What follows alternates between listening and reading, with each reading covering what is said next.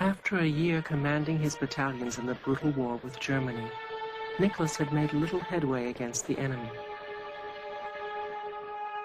The fighting was bleeding the nation dry of men, resources, and morale. Before it was all over, his army would suffer millions of casualties.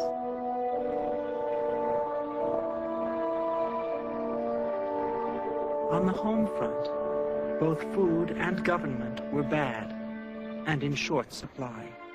In the capital, Petrograd, revolution was brewing. From their home, the Alexander Palace outside Petrograd, Alexandra wrote to Nicholas daily, even hourly. Be Peter the Great, Ivan the Terrible, crush them all under you.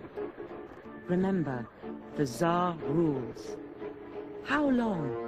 Years. People have told me Russia loves to feel the whip. It's their nature. I am fighting for your reign and baby Alexei's future. We must give a strong country to baby and dare not be weak for his sake. My dear, tender thanks for the severe scolding. I read it with a smile, because you speak to me as though I were a child. Yes, truly, you ought to be my eyes and ears there in the capital, while I have to stay here.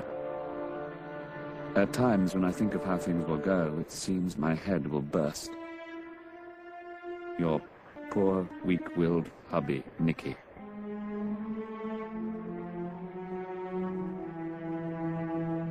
Nicholas returned home from the front for Christmas and the New Year of 1917.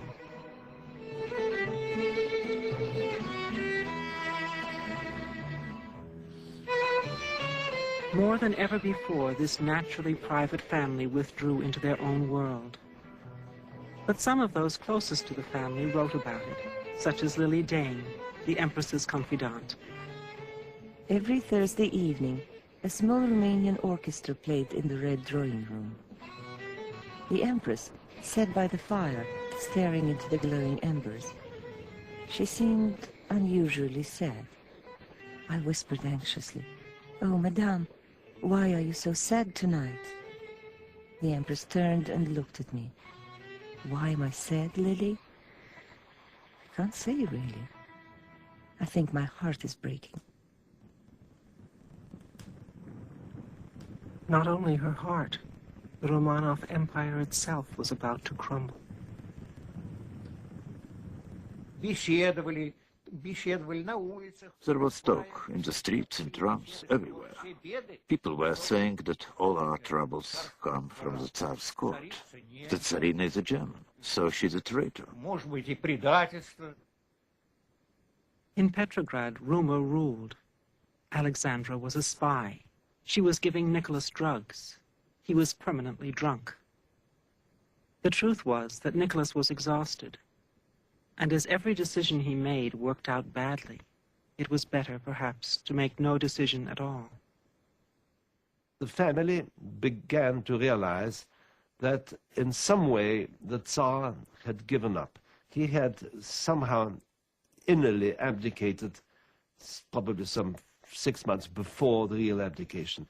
He didn't believe in himself anymore. The relatives were desperate. The Tsar's brother-in-law, Grand Duke Alexander, came to plead with Nicholas on behalf of the whole dynasty. For the first time in history, a revolution is being engineered not from the law, but from above. Not by the people against their government, but by the government against the welfare of the people. Nicholas II, Tsar of all the Russias, said simply, "I was born on May the 6th, the day of Job the sufferer. I am ready to accept my doom." The Tsar's ministers and members of the Duma, or parliament, believed his passivity would destroy them all. The chairman of the Duma was Mikhail Rodzianko. My grandfather liked so much the emperor that he always had on his desk, I remember it very well, the famous Serov's picture. And he considered him almost as a friend. The only difficulty with him was that he inherited, probably from his mother's side, the kindness, which was also sometimes sort of a impossibility to be forceful. The man who would eventually emerge as the Russian people's revolutionary hero was still in exile. Lenin greeted the new year of 1917 in Europe, where he addressed a group of Swiss workers.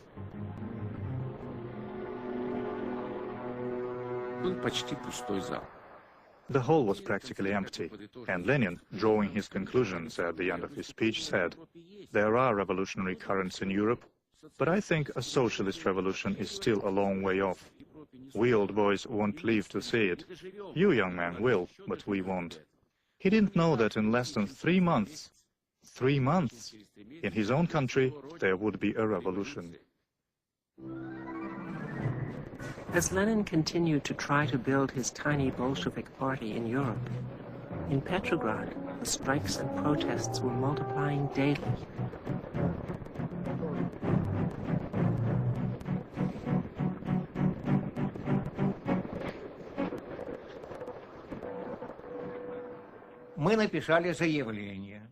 We wrote a declaration to the factory management asking for a rise. If they didn't increase our wages, we would stop work and call a strike, and that's what we did. The weather made it worse. In February, 1,200 locomotive engines froze and burst. Food and fuel could not be transported. In Petrograd, hunger sharpened the people's anger. At this critical point, Nicholas made a decision to leave his strife-torn capital and return to the headquarters at the front. He arrived on Thursday, the 8th of March.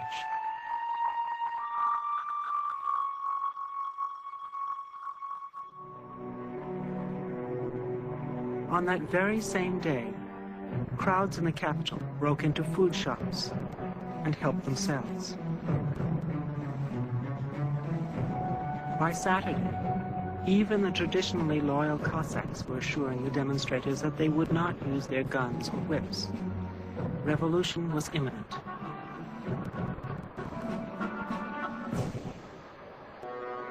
Alexandra wrote despairingly to Nicholas on the very eve of the Russian Revolution, Sunday, the 11th of March, the 24th of February by the old Russian calendar. Yesterday there were rows on the Nevsky Prospect because the poor people stormed the bread shops. They ransacked one shop completely. The Tsar cabled his response to his frantic ministers. I command that the disorders in the capital, intolerable during these difficult times of war with Germany, be ended tomorrow. The order was useless, a fantasy.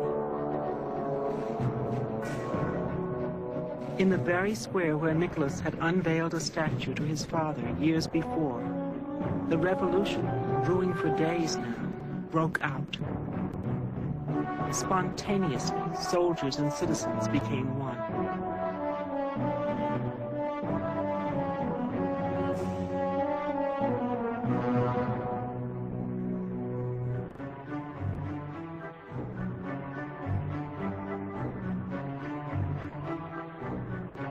The Russia of labor was marching towards power without suspecting it. The Russia of the ruling class had lost without realizing it. So wrote Alexander Kerensky, who was to become one of the leaders of the new provisional government. I saw soldiers surrounded by civilians lining up on the opposite side of the street. They wanted to know what we intended to do with the members of the Tsar's family, and they demanded harsh treatment for them. I said that the most dangerous of them would be kept in custody, but that under no circumstances was the crowd to take the law into its own hands. I insisted that bloodshed be avoided. With revolutionary troops blocking the railway lines, the The Tsar's only option seemed to be to head for the small town of Pskov, where loyal troops were said to remain.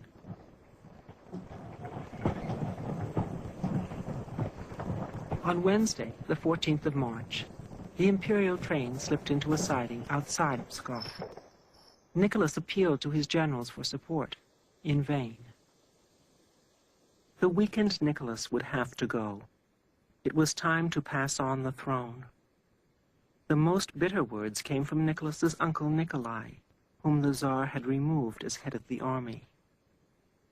As a loyal subject, I consider it my duty to beg you, Your Majesty, on my knees to save Russia and your heir. Cross yourself and pass the throne to your son. There is no other way out. Grand Duke Nikolai could not quite bring himself to say the word, abdicate. It was said by the courtiers that Nicholas sank into his wife's arms and wept.